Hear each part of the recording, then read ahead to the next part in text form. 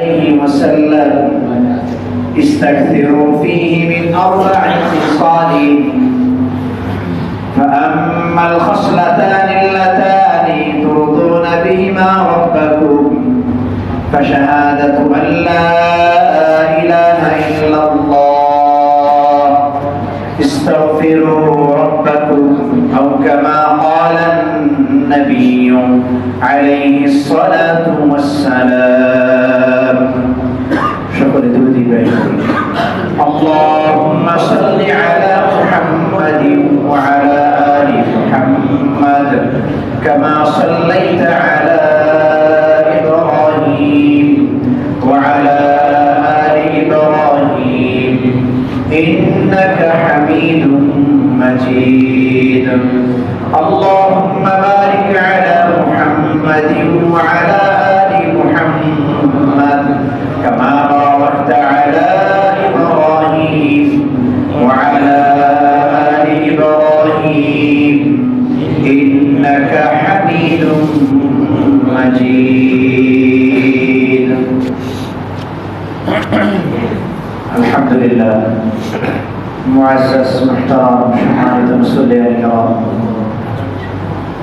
আল্লাহ রাব্বুল আলামিন আমাদেরকে যাবতীয় কাজ থেকে ফারিগ করে জুমার নামাজ আদায় করার জন্য মসজিদে আসার তৌফিক দান করেছেন, দ্বীনি কিছু আলোচনা শোনার তৌফিক দান করেছেন। আল্লাহ রাব্বুল ইজ্জতের দরবারে অত্যন্ত আজমতের সাথে অন্তরের অন্তঃস্থল থেকে শুকরিয়া আদায় করছি, আলহামদুলিল্লাহ। পবিত্র মাহে রমাদান, রমাদানুল মুবারকের প্রথম জুমায় আমরা সকলে মসজিদে হাজির হয়েছি। অত্যন্ত ফজিলতের সময়, বরকতের সময়, রহমতের সময়। আল্লাহ রাব্বুল আলামিন আমাদেরকে এই রমাদানুল মুবারককে বরকতময় করে তুলুন। রমাদানকে মুবারক হিসাবে আল্লাহ রাব্বুল আলামিন আমাদের সকলের জন্য কবুল আর মঞ্জুর করুন। আল্লাহুম্মা আমিন। রমাদানকে মুবারক বলা হয়েছে।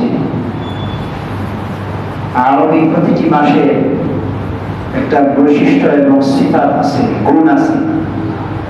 রমাদানকে মুবারক বলা হয়েছে। শাবানকে সম্মানিত বলা হয়েছে, শাবানুল মুআসসার। আর রজবকে এটাও বরকতপূর্ণ বলা হয়েছে, রজবুল মুরাজ্জাব। তো রমাদানকে মুবারক বলা হয়েছে। কেন মুবারক? কারণ এই রমাদান মাসে এক নম্বরে কোরআনে কারীম, সম্পূর্ণ কোরআনে কারীম এই রমাদান মাসে নাযিল হয়েছে। সুবহানাল্লাহ। রমাদানে সম্পূর্ণ কোরআনে কারীম আরশে আসীম থেকে প্রথম আসমান পর্যন্ত। আরশে আসীম কোথায়? প্রথম আসমান থেকে দ্বিতীয় আসমান, তৃতীয় আসমান, চতুর্থ আসমান, এমনি ভাবে পঞ্চম, ষষ্ঠ, সপ্তম। তারপরে প্রথম আসমান থেকে সপ্তম আসমান পর্যন্ত দূরত্বের সমপরিমাণ। সপ্তম আসমানের পরে এত দূরত্বে আরশে আসীম, সেই আরশে আসীমই সিদরাতুল মুনতাহা। সেই আরশে আসীম থেকে প্রথম আসমানে লাইলাতুল কদরে রমাদানুল মুবারকে পূর্ণ কোরআনে কারীম নাযিল হয়েছে। পূর্ণ কোরআনে কারীম নাযিল হয়েছে, এ কারণে রমাদানকে সর্বপ্রথম মুবারক বলা হয়।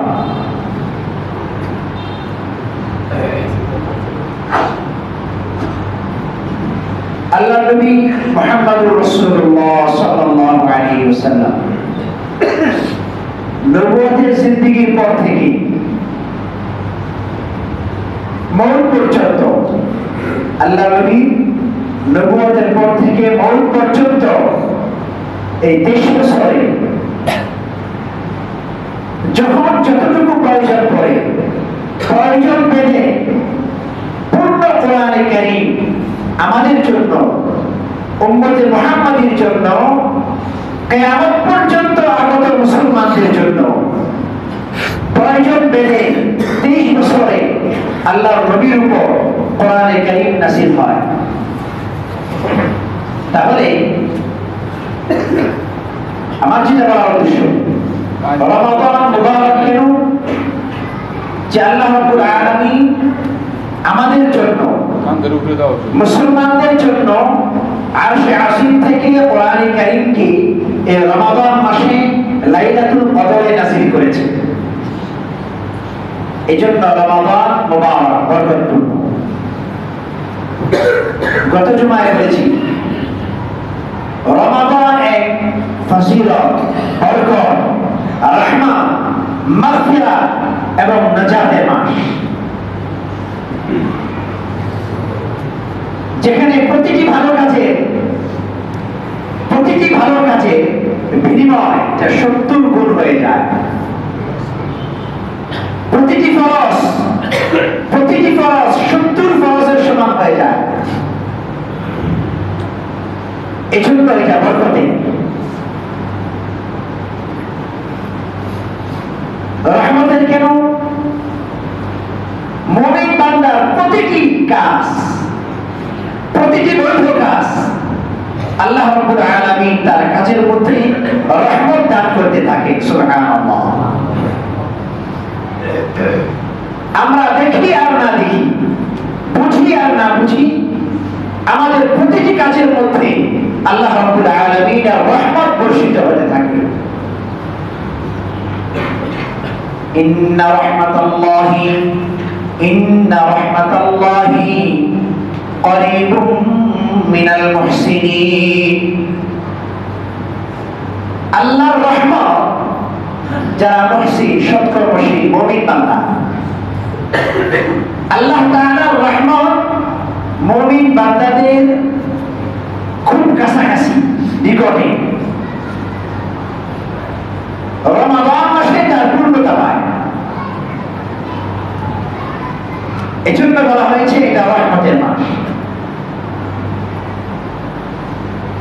মাগফিরাতের মাস। এই মাসে অধিক হারে জাহান্নামীদেরকে আল্লাহ রাব্বুল আলামিন মাফ করতে থাকবেন। সুবহানাল্লাহ। তাহলে প্রশ্ন আসে, রমাদান ছাড়া কি আল্লাহ রাব্বুল আলামিন মাফ করবেন না? রমাদান ছাড়া সব সময় মাফ করবেন। রমাদান মাসে মাফের পরিমাণ বেশি থাকবে। এই জন্য বলা হয়েছে মাগফিরাতের মাস।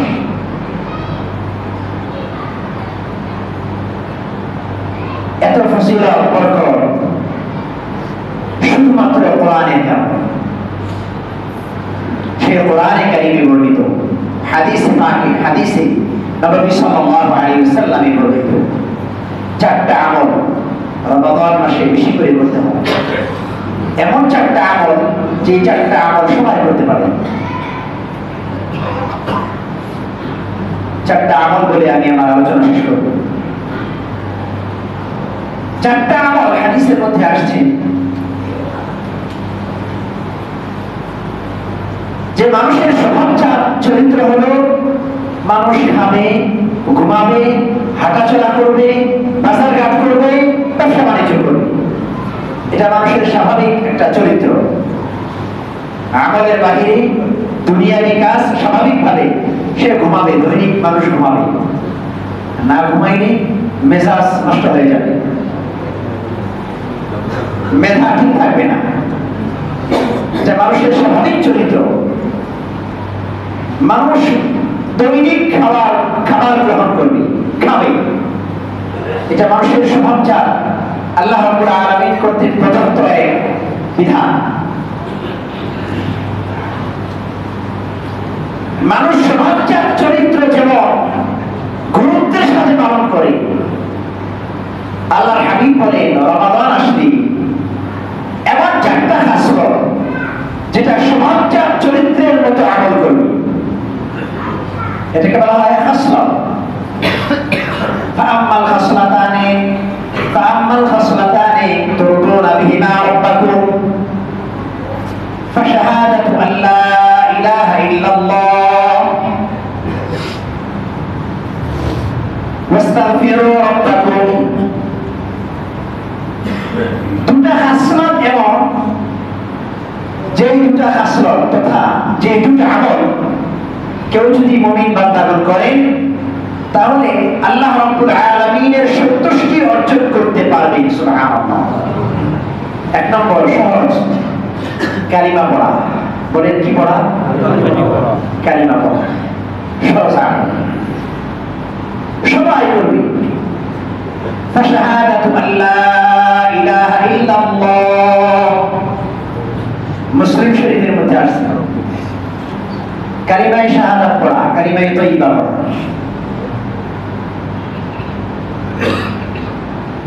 ইনশাআল্লাহ আমরা কি আমল করি? কোন আমল করি না। নামাজ পড়ি এতটুকু, বাহিরে কোনো আমল করি না। এটা একটা আমল হতে পারে। হাঁটা চলায় আমল হবে, খাওয়ার আগে পরে আমল হবে, বাজার ঘাটে আসা যাওয়ায় আমল হবে, চলাফেরায় আমল হবে, ঘুমের আগে এবং পরে আমল হবে, কালিমায়ে শাহাদাতে আমল হবে। দুই নম্বর, ইস্তাগফিরু রাব্বাকুম ফাতাস্তাগফিরুনাল্লাহ, হাদিসের শব্দ। আল্লাহ রাব্বুল আলামিনের কাছে ক্ষমা চাওয়া। দুই নম্বর আমল কি বলে? আল্লাহ রাব্বুল আলামিনের কাছে ক্ষমা চাওয়া। এটা কিভাবে? আস্তাগফিরুল্লাহ পড়ে, শুধু এতটুকু, আস্তাগফিরুল্লাহ রাব্বি মিন কুল্লি যামবিন, এগুলো দরকার নেই। আমল কি হবে? আস্তাগফিরুল্লাহ। আমল করা যাবে ইনশাআল্লাহ।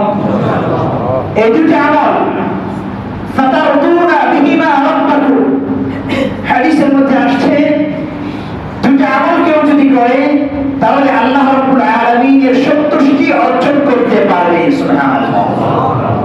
তাহলে এত সহজ আমল, এটা যদি আমরা না করি, আমরা কোরআনে কারীম পড়ব না, আমরা নফল পড়ব না, আমরা আরো অনেক আমল করব না, তাহলে এই দুটা করি যে হুজুর তাহলে সব বাদ দিয়ে এই দুটোই করি, বিষয়টা এমন নয়। সব বাদ দেওয়া যাবে না। কেউ যদি কোনো আমল নাও করে তাহলে কমপক্ষে এতটুকু আমল যেন পুরা রমাদান মাসে করে।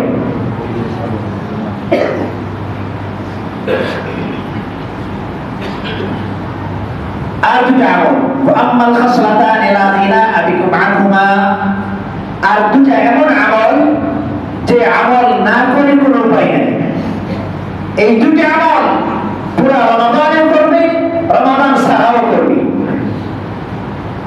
লাযিনা আবিকুম আনহুমা, যে দুটো আমল থেকে বেঁচে থাকার কোনো সুযোগ নাই। এক নম্বর, আমরা ফরজ নামাজের পরে দোয়া করি, তাই না? ফরজ নামাজের পরে দোয়া, এটা কি না জরুরি না? এটা সবার জানা থাকা উচিত। ফরজ নামাজের পরে সম্মিলিত দোয়া বারবার প্রতিদিন, প্রত্যেক দিন, প্রত্যেক আমলে, প্রত্যেক নামাজে, এটা কি নয়? এটা জরুরি আমল নয়। এটা আমরা একটা বানাই নিছি আমল জরুরি ভাবে। এটা জরুরি নয়, কিন্তু আমরা করি। কিন্তু এটা জরুরি, আমি যেটা হাদিসে বলেছি। এমন দুটো আমল, যে দুটো আমল থেকে বেঁচে থাকার কোনো সুযোগ নাই। ফরজ নামাজের পরে সংক্ষিপ্ত দোয়া করি, আরবি বাংলা যতটুকু সম্ভব দোয়া করি। লম্বা দোয়া জুমার নামাজের পরে করি। এই লম্বা দোয়া আপনি প্রতিদিন একাকী অবস্থায় প্রতিদিন করবেন। আমি প্রতিদিন করব, আপনি প্রতিদিন করবেন। প্রতিটি মুসলমানের জন্য, পুরুষ এবং মহিলা, পুরুষ নারী সবার জন্য প্রতিদিন লম্বা মুনাজাত করা জরুরি, একা একা।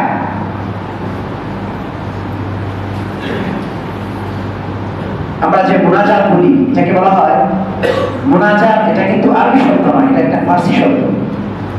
মুনাজাত নাজা ইউনাজি থেকে, অর্থাৎ গোপনে আলাপ করা। অর্থ কি?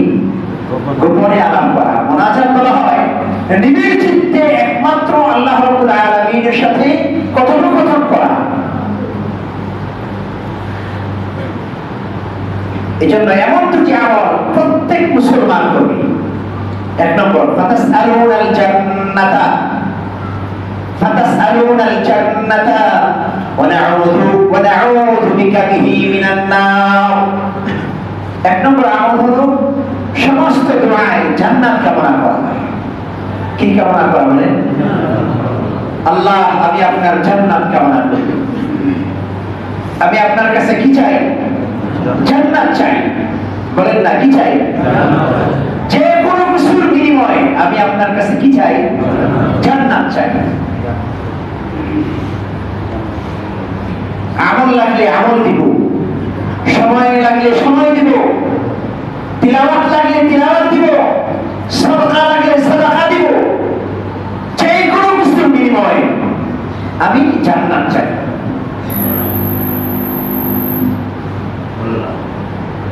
যে কোনো কিছুর বিনিময়ে আমি কি চাই? জান্নাত চাই। আল্লাহ, আল্লাহুম্মা ইন্না নাসআলুকাল জান্নাত। দুআর মধ্যে কি বলা? আল্লাহুম্মা ইন্না নাসআলুকাল জান্নাত ওয়া নাউযু বিকা বিহি মিনান নার। দুই নম্বর আমল, এখানে দুইটা আমলের দুই নম্বর আমল, এবং জাহান্নাম থেকে আমি পানাহ চাই। ওয়া নাউযু বিকা বিহি মিনান নার, আমি জাহান্নাম থেকে কি চাই? পানাহ চাই, মুক্তি চাই। হুজুর, এই চারটা আমলের কথা বললেন, চারটা তো জানি, কিন্তু আমরা এভারেজ জানি, কিন্তু এভাবে হয়তো জানি না। হুজুর, চারটা আমল তো জানি, এই চারটা আমল এতটুকু গুরুত্বপূর্ণ, আল্লাহর হাবিব বলেন কেউ যদি এই চারটা আমল করে যেতে পারে তাহলে আমি রমাদান শেষ করে ওই মুসলমানের জন্য জান্নাতের সার্টিফিকেট দিতে পারি। সুবহানাল্লাহ। তাহলে এই চারটা আমল করা যাবে তো ইনশাআল্লাহ। আল্লাহ রাব্বুল আলামিন আমাদের সকলকে আমল করার জন্য তৌফিক দান করুন। আমি আরেকটি হাদিস বলবো। হযরত আনাস ইবনে মালিক রাদিয়াল্লাহু আনহু থেকে বর্ণিত এক হাদিসের মধ্যে ইরশাদ করেন, রুব্বা সাইমিন লাইসা মিন সিয়ামিহি ইল্লাল জুমআ। অনেক রোজাদার এমন তারা শুধু ক্ষুধার্তই থাকে। রুব্বা সাইমিন লাইসা লাহু মিন সিয়ামিহি ইল্লাল জুমআ, তারা ক্ষুধার্ত ছাড়া আর কোনো কিছু অর্জন করতে পারে না। ওয়া রুব্বা কাইমিন লাইসা মিন কিয়ামিহি ইল্লা সাহরা, অনেক রাত জেগে ইবাদতকারী, এমন অনেক ইবাদতকারী আছে যারা শুধুমাত্র রাত জাগে, যারা শুধুমাত্র রাতই জাগে, আর কোনো ফায়দা হয় না। এই হাদিসের ব্যাখ্যা মুহাদ্দিসিনে কেরাম বলেন যে রোজা এক তাৎপর্যপূর্ণ মাস, এটা মহিমান্বিতের মাস। এই রোজাটাকে হেফাজত করতে হয়। এই রোজাকে কি করতে হয়? হেফাজত করতে হয়। আমরা আমাদের শরীরকে হেফাজত করি, আমরা কাপড় পরি, কাপড় পরিষ্কার করি, আমরা জুতা পরি, আমরা টুপি পরি, আমাদের শরীরকে আমরা হেফাজত করি। তো রোজা এমন একটি বস্তু যেটাকে হেফাজত করতে হয়। রোজাকে একটা ঢাল দিয়ে হেফাজত করতে হয়। সেই হেফাজতটা কিভাবে হবে? রোজা রেখে রোজার বিপরীত কোনো কাজ করা যাবে না। রোজা রেখে রোজার বিপরীত কোনো কাজ করা যাবে না। রোজা রেখে রোজার বিপরীত কোনো কাজ করা যাবে না, এক নম্বর কাজ। এক নম্বর কাজ, রোজা রেখে এলাকায় পর্দা দিয়ে খাওয়া যাবে না। রোজা রেখে এলাকায় দোকানে পর্দা দিয়ে খাবার খাওয়া যাবে না। রোজা রাখা আর খাবার খাওয়া এটা বিপরীত কাজ, বিপরীত কোনো কাজ করা যাবে না।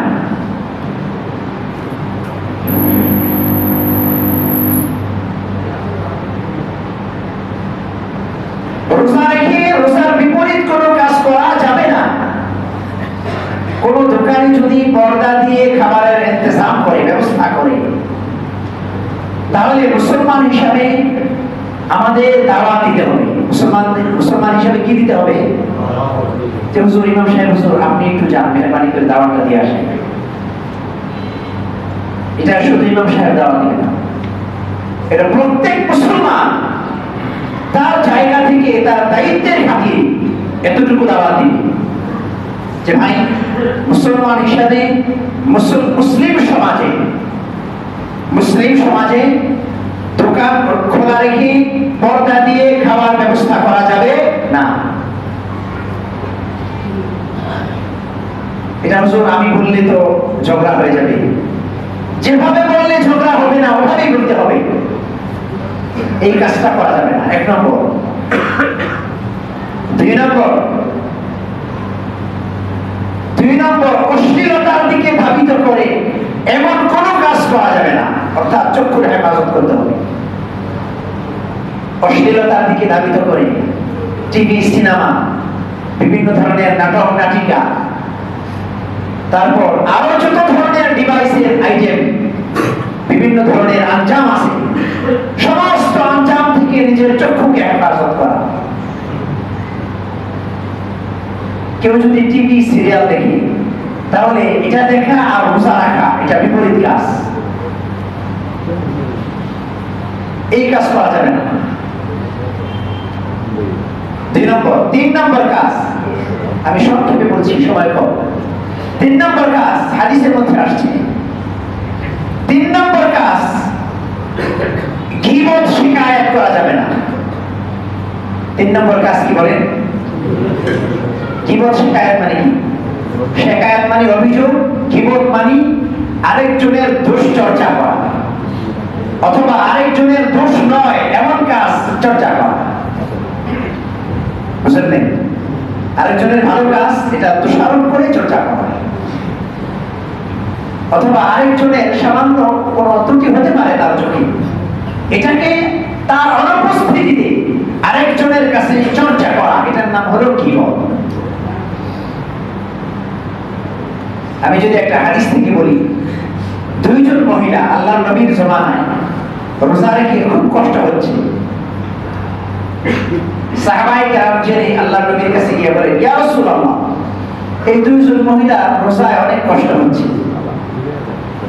আল্লাহর নবী বলেন, ঠিক আছে, তাহলে তাদের কাছে একটা পেয়ালা নিয়ে যাও, তাদেরকে গিয়ে বলো এখানে যেন ভূমি করে। ঠিক এভাবে পেয়ালা নিয়ে যায়, ভূমি করে, ভিতর থেকে এভাবে গোশতের টুকরা আসে, রক্ত আসে। আল্লাহর নবী দেখে বলেন যে এই 2 জন মহিলার কষ্ট হচ্ছে কেন? তারা রোজা রেখে গীবত শিকায়াত করছে এজন্য। তাহলে এটা থেকে কি বুঝে আসে? যে রোজা রাখবো আবার গীবত শিকায়াত করব, তাহলে এটা বিপরীত বিষয়। রোজা রাখা আর গীবত করা এটা রোজার বিপরীত বিষয়, এই কাজ করা যাবে না। গীবত শিকায়াত আজকাল একটা খাবার খাওয়ার মতো একটা মজাদার আমল হয়ে গেছে। গীবত শিকায়াত এটা মানুষ মজা করে করে, এমন ভাবে মজা করতে করতে তার গোশত চিনে চিনে খায়, তার ক্ষতি করার চেষ্টা করে, অথবা করে না, গীবত শিকায়াত করে তার নিজেরই ক্ষতি করে। আলটিমেটলি এটা দেখা যায় যারা গীবত শিকায়াতে ব্যস্ত থাকে তাদের মর্যাদা সামাজিকভাবে এবং ধর্মীয়ভাবে কোথায়, এটা আপনারা একটু চোখ বুলালে দেখতে পাবেন। গীবত শিকায়াত মানুষকে কখনো সম্মানিত করে তোলে না, ঠিক তার উল্টো সাইড। কেউ যদি এই অবস্থায় ধৈর্য সবর এখতিয়ার করে আল্লাহ রাব্বুল আলামিন তাকে মর্যাদাবান করে তোলেন। কি ইখতিয়ার করেন? সবর। সবরের একটা হাদিস বলি, আল্লাহ নবী সাল্লাল্লাহু আলাইহি ওয়াসাল্লাম ইরশাদ করেন, যারা সবর ইখতিয়ার করে, ধৈর্য ধারণ করে, জান্নাতের প্রহরী, জাহান্নামের প্রহরী, জাহান্নামের প্রহরী আর জান্নাতের প্রহরী। জান্নাতের প্রহরী যারা সাবে ধৈর্যশীল, তারা জান্নাতে যাবে, তারা আটকাবে। তোমরা কারা? তারা বলবে নাহনু সাবিরুন, আমরা ধৈর্যশীল বান্দা ছিলাম, এজন্য আল্লাহ রাব্বুল আলামিন আমাদেরকে পুরস্কার দিয়েছেন। সেই ফেরেশতাগণ বলবেন যে আনতা সাবির, তুমি কি ধৈর্যশীল? সে বলবে নাহনু সাবিরুন। ফেরেশতাগণ বলবেন ফালিয়াদখুল ইলাল জান্নাহ, সুবহানাল্লাহ, তাহলে তুমি জান্নাতে প্রবেশ করো। এজন্য গীবত শিকায়েতের সবচেয়ে বড় ঔষধ হলো সবর ইখতিয়ার করা। আমি গীবত করলাম না, সবর করলাম। গীবত করলে তো দুনিয়াবি কোনো ফায়দা নাই, পরকালীন ফায়দা নাই। গীবত করলাম না, আমি সবর ইখতিয়ার করলাম, আল্লাহ রাব্বুল আলামিন পুরস্কার দান করবেন। তাহলে তিনটা কথা বললাম। এক নম্বর, রোজা রেখে রোজার বিপরীত কাজ করা যাবে না। আমাদের সামনে কোন দোকানে যদি খাবারের ইন্তজাম করে, আমাদের নিজ দায়িত্বে আমরা দাওয়াত দিব। এক নম্বর। দুই নম্বর কি বলছি বলেন? দুই নম্বর, সমস্ত অশ্লীলতার ডিভাইস থেকে নিজের চক্ষুকে হেফাজত করা। তিন নম্বর, রোজা রেখে গীবত শিকায়াত না করা।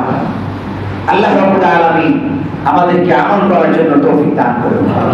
আমল করা যাবে তো ইনশাআল্লাহ। যে চারটা আমলের কথা বললাম, সেই চারটা আমল আমাদের রোজাকে বরকতময় করার জন্য, ফজিলতপূর্ণ করার জন্য এই চারটা আমল করব। তার সাথে সাথে কোরআনে কারীমের তেলাওয়াত করব। তার সাথে সাথে কোরআনে কারীমের তেলাওয়াত করব। মা বোনেরা যারা আছেন, কোরআনে কারীমের তেলাওয়াত করব। কোরআনে কারীমের তেলাওয়াত হলো আল্লাহ রাব্বুল আলামিনের সাথে কথা বলা। কোরআনে কারীমের নাযিল হওয়ার মাস, কোরআনে কারীমের তেলাওয়াত করব। এমন যেন হয় যে মা বোনেরা রমাদানের শেষে প্রায় 3 খতম 4 খতম দিয়েছি। এমন যেন হয় পুরুষ মানুষ যারা আছেন, তারা রমাদান শেষ পর্যন্ত 1 খতম 2 খতম করেছে। কোরআনে কারীমের তেলাওয়াতের অভ্যস্ত হওয়া। আল্লাহ রাব্বুল আলামিন আমাদের সকলকে আমল করার জন্য তৌফিক দান করুন। রোজা হিসেবে দুটি মাসলা বলতে চাই। এক নম্বর মাসলা, রোজা রেখে স্যালাইন ব্যবহার করা খুব গুরুত্বপূর্ণ। রোজা রেখে কি ব্যবহার করা? স্যালাইন। স্যালাইন ব্যবহার করার 3টা পদ্ধতি। 2 পদ্ধতিতে জায়েজ নাই, রোজা ভেঙে যাবে। আরেক পদ্ধতিতে রোজা ভাঙবে না। সাধারণত অনেক মানুষ দুর্বল থাকে, তার মধ্যে একটু সক্ষমতা বা সবলতা নিয়ে আসার জন্য, দুর্বলতা দূর করার জন্য স্যালাইন ব্যবহার করে। কথাটা বুঝবেন? দুর্বলতা দূর করার জন্য স্যালাইন ব্যবহার করা হয়। তাহলে ওই স্যালাইন রোজা অবস্থায় ব্যবহার করা জায়েজ। কথাটা বুঝে আসছে তো ইনশাআল্লাহ? আরেক প্রকার, ক্ষুধা নিবারণ করার জন্য স্যালাইন ব্যবহার করা হয়। কি নিবারণ করার জন্য? ক্ষুধা নিবারণ করার জন্য। ওই স্যালাইন ব্যবহার করলে রোজা ভেঙে যাবে। এই রোজার পরে একটি রোজা কাজা করে নেবে। আরেক প্রকার, অনেক প্রেগনেন্ট গর্ভধারিণী মায়েদের জন্য ব্যবহার করা হয়। সেই রোজার জন্য রোজা ভেঙে যাবে, সেই স্যালাইন ব্যবহার করলে রোজা ভেঙে যাবে। ঠিক তার জন্য এক রোজার পরিবর্তে একটি রোজা কাজা করে নেবে। স্যালাইন ব্যবহারের মাসলা। 2 নম্বর, ইনসুলিন, যাদের ডায়াবেটিস আছে, ইনসুলিন ব্যবহার করার মাসলা। ইনসুলিন ব্যবহার করা যাবে, কোনো অসুবিধা নাই। কথাটা বুঝে আসছে তো ইনশাআল্লাহ? রোজা রেখে ইনসুলিন ব্যবহার করা যাবে, কোনো অসুবিধা নাই। কিন্তু রোজা অবস্থায় কেউ যদি ইচ্ছাকৃতভাবে গোলাপ জল এবং আমরা মশা দূর করার জন্য একটা ব্যবহার করি কয়েল, এই কয়েলের এই গ্রামগুলো যদি ইচ্ছাকৃতভাবে কেউ নেন, তাহলে রোজাটা মাকরুহে তাহরিমি হয়ে যাবে। আমি কথাটা আবার বলছি, কেউ যদি এই দুইটা গ্রাম ইচ্ছাকৃতভাবে রোজা অবস্থায় নেই, তাহলে রোজা মাকরুহে তাহরিমি হয়ে যাবে। রোজা কি হয়ে যাবে বলেন? মাকরুহে তাহরিমি হোক, এটা আমরা কেউ চাই না।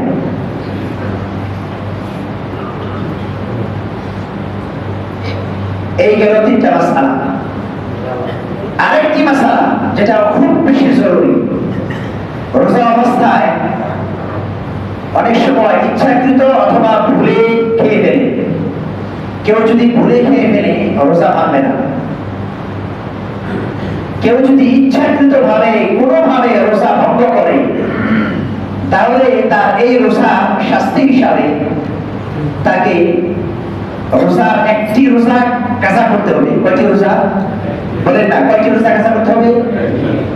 শাস্তি হিসাবে তাকে আরো 3টি কাজ করতে হবে। এই 3টির যে কোনো একটি কাজ করতে হবে। 1 নম্বর, গোলাম আজাদ করতে হবে, সেই তরিকা নাই। 2 নম্বর, লাগাতার পর্যন্ত 60টি রোজা রাখতে হবে। কয়টি রোজা রাখতে হবে? আমি কথাটা আবার বলছি, কেউ যদি ইচ্ছাকৃত ভাবে রোজা ভেঙে ফেলে, কথা বুঝে আসছে তো? বুঝে আসছে তো ইনশাআল্লাহ? ইচ্ছাকৃত ভাবে কেউ যদি রোজা ভেঙে ফেলে, তাহলে তার কাফারা হিসাবে 60টি রোজা রাখতে হবে। কয়টি রোজা রাখতে হবে বলে? 60 রোজা লাগাতার রাখতে হবে। মাঝখানে যদি গ্যাপ দেয়, তাহলে এটা খুব গুনাহ হয়ে যাবে, আবার শুরু করতে হবে। এজন্য ইচ্ছাকৃত ভাবে কেউ রোজা ভাঙবো না। 3 নম্বর কাফারা, যদি কেউ এটা না পারে, তাহলে একজন মিসকিনকে লাগাতার 60 দিন খানা খাওয়াতে হবে, অথবা 60 জন মিসকিনকে একদিন 2 বেলা অথবা 3 বেলা খানা খাওয়াইতে হবে। এটা হলো একটি রোজার কাফারা। এখন কেউ যদি বিভিন্ন সুতানাতা ধরে রোজা ভাঙে আর বলে, হুজুর আমার এই অসুবিধা, রোজাটা ভাঙছি, আপনার কাছ থেকে অনুমতি নিয়ে ভাঙি, আমি কাউকে রোজা ভাঙার অনুমতি দিই না, আমার কাছে রোজা ভাঙার অনুমতি চাই। আমি বললাম, রোজা ভাঙার কোনো অনুমতি নাই। আপনি কেন রোজা ভাঙবেন? এটা বাইনাকা ওয়া বাইনাল্লাহ, আপনার এবং আল্লাহর মাঝে ফয়সালা হবে। এজন্য খুব সতর্ক। আল্লাহ রাব্বুল আলামিন আমাদেরকে আমল করার জন্য তৌফিক দান করুন।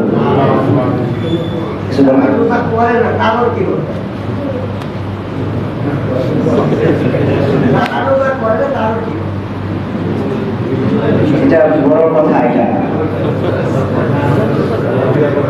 যারা রোজা করবে না, সেটা তো শাস্তির কোনো শেষ নাই। যারা রোজা করবে তাদের উপকার হলো, তাদের ফজিলত হলো যে আল্লাহ রাব্বুল আলামিনই তার প্রতিদান। সুবহানাল্লাহ। আল্লাহ বলছেন হাদিসে কুদসির মধ্যে যে ওয়া আনা আজজি বিহি, একজন রোজাদার বান্দার প্রতিদান আমি নিজে। একজন রোজাদার বান্দার প্রতিদান আমি নিজে। মুহাদ্দিসিনে কেরাম হাদিসের ব্যাখ্যায় বলেন যে একজন রোজাদার বান্দার প্রতিদান আমি আমার নিজ কুদরতি হাতে দান করব। সুবহানাল্লাহ। আল্লাহ রাব্বুল আলামিন আমাদের সকলকে তৌফিক দান করুন। ওয়া আখিরু দাওয়ানা আলহামদুলিল্লাহি রাব্বিল আলামিন।